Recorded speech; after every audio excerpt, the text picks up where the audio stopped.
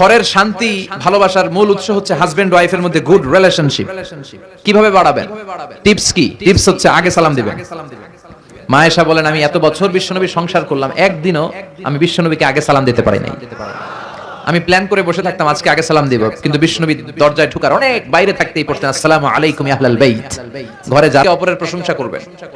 আপনার স্ত্রী আপনার জন্য সাজুগুজু করে, লিপস্টিক দেয়, কিন্তু একদিন আপনি তারে বলেন না তুমি সুন্দরী। অন্য কেউ যদি বলে ভাবি আপনি সুন্দরী, ভেজাল লাগবে না? বউ আপনার, আপনি বললেন না তুমি সুন্দরী, পাশের ঘরের এক ভাই বলল ভাবি আপনার তো হেভি লাগতেছে, অসাধারণ, আপনি ঝামেলা আছে না নাই? আপনি বললেন না সুন্দরী, আপনার ছোট ভাই বলে ভাবি তুমি সুন্দরী, ভেজাল আছে না নাই?